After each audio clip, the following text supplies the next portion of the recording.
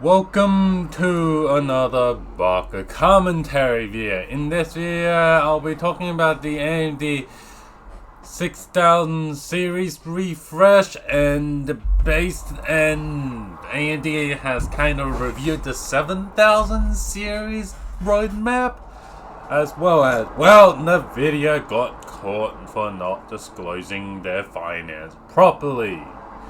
So, let's first talk about the AMD 6000 refresh. What is basically now confirmed in the rumor mill is the 650 XT, 6750 XT, and the 6950 XT. At the same time of AMD launching this refresh, it seems that in the rumor mill again, the MSRP, they're raising the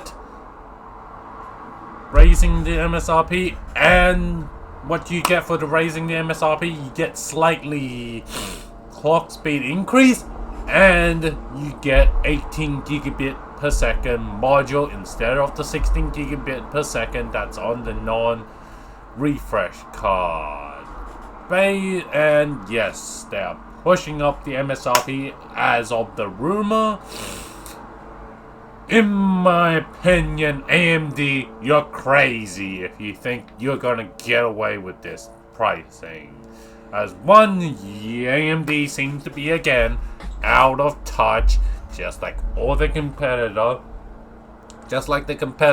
out of touch of the graphics card market. As of writing of this script, the graphics card is, the only graphics card that really gets sold are the graphics card that are basically within the 10% of the MSRP. And those cards are like your, premium Strix, and for those really mediocre and average card, if they're not at MSRP, they just simply sit on shelf and rot. However, why are we in the current situation?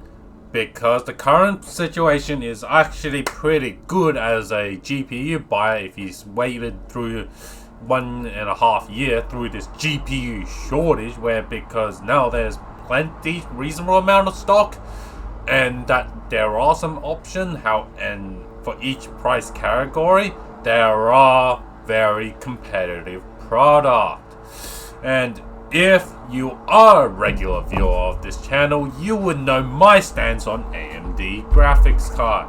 They are not going to be able to demand the same as their competitors, as they don't have their competitor features, and most importantly, they don't have the mind share. You can have the 6900 XT is the perfect example of this. Yes, AMD has the fastest card in theory. But however, because no one sees AMD as a premium graphics card manufacturer, and because they actually lack the features of the competitor, no one really saw the 6900 XT as a flagship high performance card, and their competitor card like the RTX 3090 and the 3090 Ti is what a lot of people considered high-end ultra gaming. Now, on to the AMD 7000 series.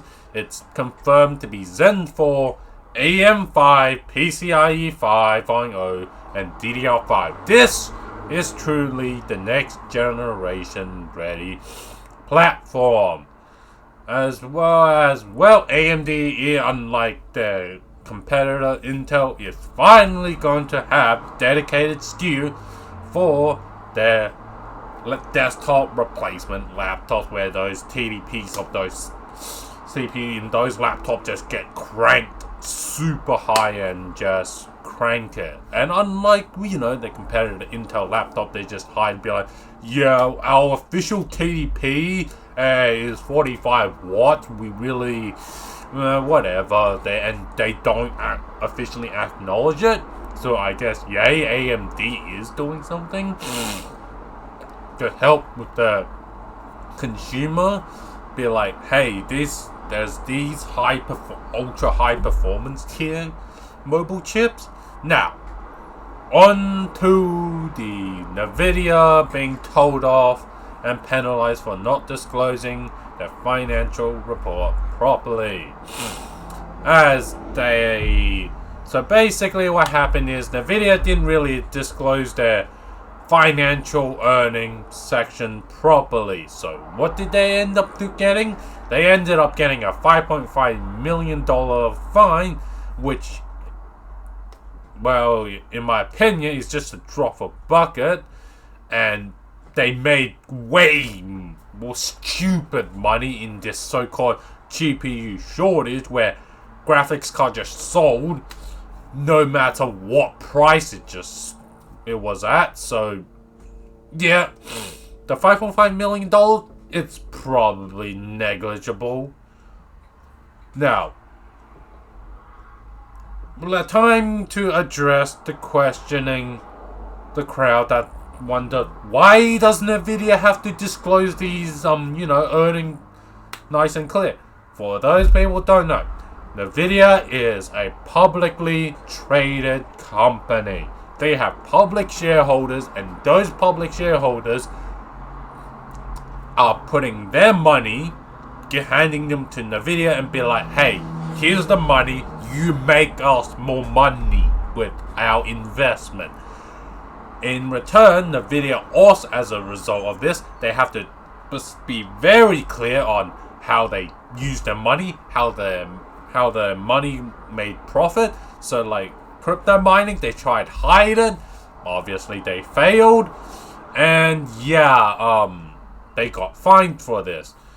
This is, for not a lot of people, this could be borderline frauding your investors, as you are trying to literally hide something, which again, for a public company, you really cannot hide stuff from your investors. If your investors like, hey, I want to ask, and they do have a decent amount of share, and ask them, hey, how are you getting these profit and how you're doing it? You are, to a certain extent, Nvidia, you have to tell the investors.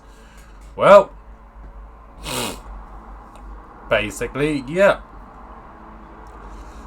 However, do I believe this $5.5 million fine is gonna stop making Nvidia reconsider not doing this? No, as well. They probably made billions, and as of this quick Google, they're worth $4,500 billion. That $5.5 million is nothing. That's just a drop in the bucket. What do I believe is Nvidia should have been fined $4.5 billion for freaking hiding this, for not disclosing their finance properly. As one, this would actually heavily financially damage Nvidia, and Nvidia would actually, their accountants would be like, oh hey, maybe we shouldn't really do this anymore, as we are gonna get heavily punishment. I support heavy punishment when it really needs it, like for these, giant companies that are just going to get away with, scot-free of just paying millions of dollars fine when they just made like probably billions of dollars. They don't care to them. This $5.5 million just be cost of doing business. They might as well just be like, yeah, it's just cost of doing business to make these, how much billions they made from this GPU shortage. Anyway, I hope you enjoyed this video. If you do, like and subscribe for more videos from Baka Commentary.